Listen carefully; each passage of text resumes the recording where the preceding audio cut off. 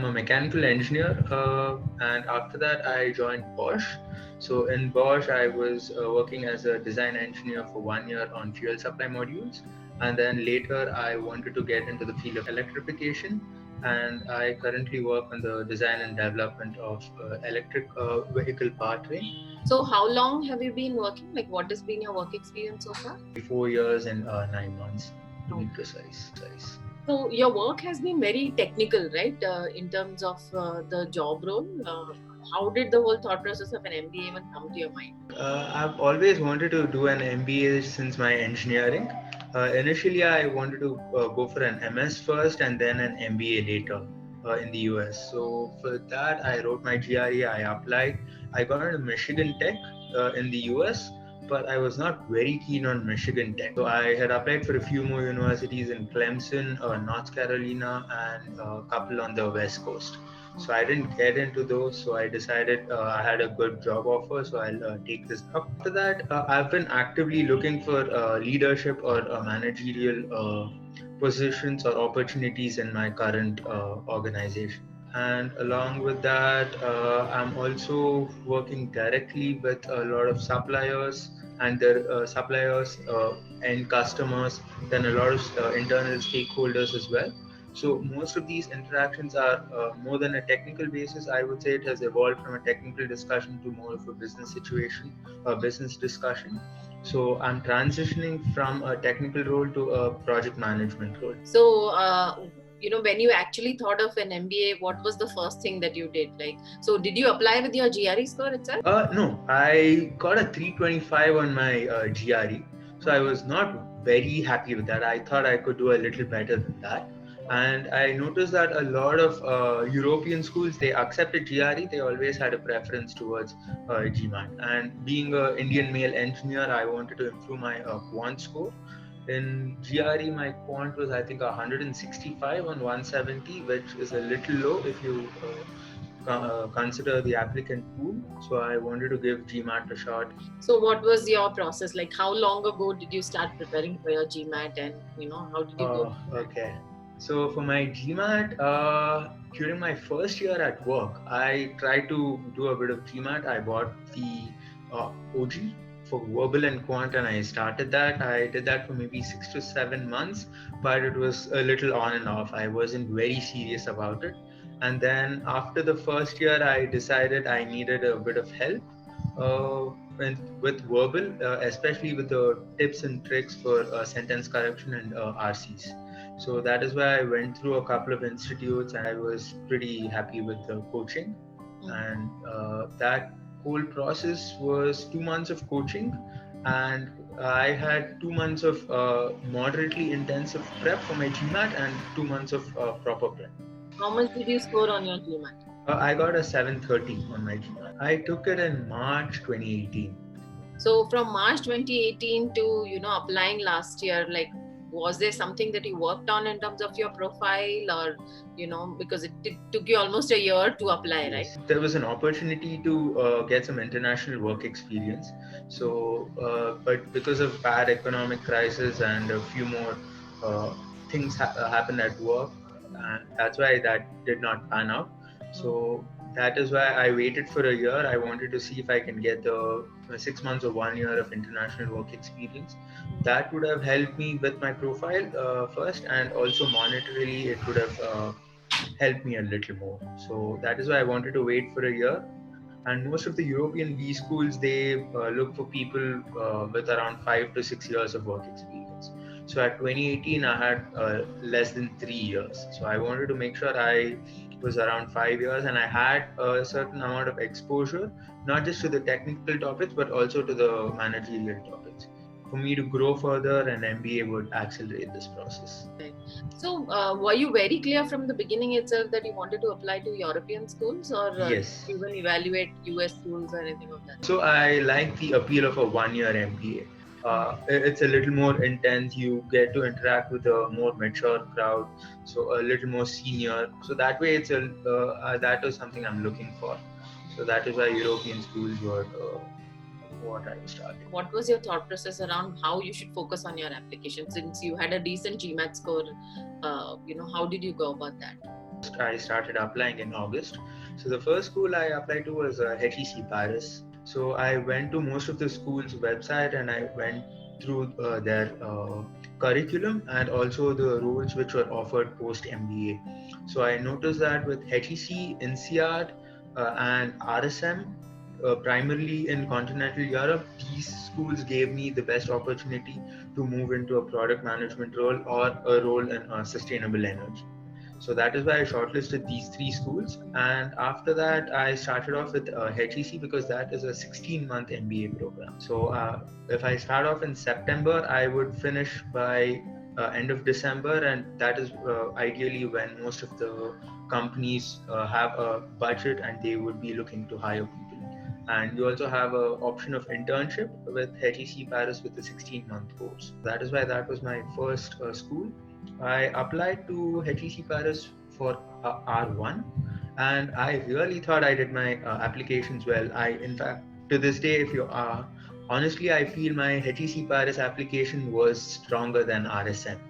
But at the end of the day, I got an RSM admit, but not a HEC. So I'm not sure what went on there. And I spoke to a AdCom head for the South Asian region, and she told me that the main reason was my lack of work experience and international exposure. So that is when I decided that international exposure was something I was worried about. And after in hindsight, when I went through my essays, I noticed that I had not highlighted it enough. So that is when I decided I needed some professional help with this, and I came to Crack Verbal, and I like the approach that Crack Verbal follows. So that is why I decided to go with Crack Verbal. So, what do you think is the role of a mentor, especially in this kind of a process, right? Because there is so much of information online, there are websites, there are forums, there are so many videos that you could see. How do you think, a mentor can help you channelize everything into the right direction? We are overloaded with information right now. Information is easily available on Google. So no one pays for information. Even if you go for Facebook, they don't pay you for information. Rather, how you process that information and how well it can be channeled to whatever result has to be achieved. So with this in mind, the role of a mentor would be to select the relevant information and see what is applicable in this particular scenario with respect to RSM, with respect to my profile, what information would be applicable, and how best to polish the entire profile. So, in your view, for future aspirants, right? How long should someone spend on their application, like in terms of duration? What is your suggestion on what is the best time they should spend on their application? With respect to this, I've experienced HEC Paris, which had 7 essays, and Rotterdam, which had 2. So I think they are on two very different ends of the spectrum. So for HEC, I would say make sure you have a 2-month buffer if you have around 7 questions. But if you have something like 2 questions, it means that you need to make sure both the questions are absolutely spot on, because you need to express everything you have done for 20 odd years in 2 questions to impress the admission committee. So I still think you need 3 weeks minimum to a month, even if it's 2 questions. So that's why I feel 2 questions is a lot more challenging than 7. I know 7 is a lot more physical work, but 2 is a greater challenge for the applicant. And especially with RSM, one question has 300 character limit, not words. So you can get around 50 words in that. So that is your job roles and responsibilities. So it has to be as brief, as concise as humanly possible. So the other one is where you have to express everything you can. Did you start preparing for your interview immediately after you applied, or what was the duration between your application to the mails that come which says you have been shortlisted for an interview? So with respect to RSM, after applying, I had a couple of weeks time before I got the information that I was selected for the Kira interview. So during that time, I did not prepare for the Kira interview. I was working on ESMT essays, so I didn't really look at that. So, and a couple of weeks for the video interview, and after a couple of weeks I had the next email telling me that I would be interviewed by the admission committee, and then a couple of weeks after that I got the admit. So 2 weeks is roughly how long it was. They give you 1 week after they send the information that you have been selected. So within that time frame you need to select a available slot, common slot, and finish the video interview. And after that you have a one-on-one with the head of the admissions committee, and for that you need to select a common time when the admission committee member is free and you're free. So you need to select that time, and you're given 5 working days for that. So what were your Kira interview questions? Do you remember them? I had to write an email. I was the CEO of a company, and because of operational reasons, I had to move the company from location X to location Y, and I had to write an email to all the associates in my entire company as to why we are moving, what are the benefits, what are the pros, cons. I have to basically write an email, and I was given the leeway to assume things and state it in the email. There wasn't a word limit, but there was a time limit of 8 minutes. And there were 2 questions. Both of them had 45 seconds of preparation time and 1.5 minutes of answering time. And how about your interview? Was that a Skype interview, like a video call, or how was that? With the head of the admissions committee, it was a video call, one-on-one with the head of the South Asian admission committee member. So that lasted, it's scheduled for an hour, but it lasted 45 minutes, and she told me that it usually lasts around 30 minutes. So 30 to 35 minutes, but yeah, ours extended a little. It was quite conversational to begin with, and it was very informal. And after that, she started off with the basic applications. What are your strengths, weaknesses? Then after that, she went on to say, what kind of roles are you looking at post MBA, and why RSM, why MBA, why now?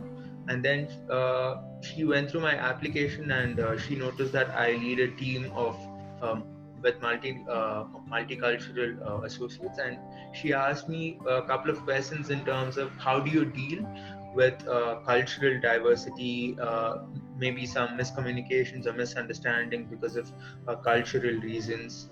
So there were a couple of questions like this, and there was one question on what is the one thing that you have learned from a different culture that you wish you could integrate into your own workflow or lifestyle. So there were a lot of questions on things learned from interaction with from different cultures. And after that, it was there were a few questions on man management. How do you handle people who are how did you handle a failure? How do you handle when an associate is not working very well? How do you motivate him? So yeah, these were the broad type of questions which were asked.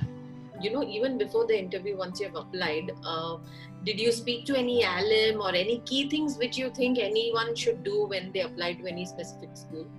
I think that you should speak to a lot of alums even before you apply, because once you apply, it's a little too late. I knew RSM was actually suggested by an alumni of RSM who graduated in 2016. So I was constantly in touch with him, and throughout my application process, I asked him for his feedback, help, and any other help from his side. And I also know a current student who's studying there right now. Then apart from that, there were a couple of people I found on LinkedIn, and I spoke to them in a general way, but these were the 2 people I interacted with on a deeper level, I would say. I looked at more in terms of job function rather than nationality, because I think that's more relevant, because I'll have something more in common with maybe Italian engineer than an Indian finance guy. So it makes sense for me to talk to someone who is similar to my job. So now that you have an admit in hand, and you have quite some time now, what are your plans? What are you planning to? Are you planning to upskill yourself on anything specific, or prepare something for an MBA? How do you plan to do it? So right now I have roughly 9 months time. So I want to ideally go with a B1 Dutch. If that's not possible, at least an A2.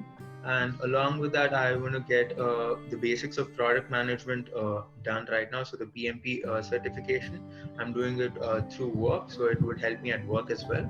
And did you get any scholarship from the program? No, I did not get any scholarship. Thank you so much, Sughosh. I think it's been absolutely informative, and I'm sure all the people who are who watch this will find this very informative too. All the best for your MBA. Okay, thank you very much for your help.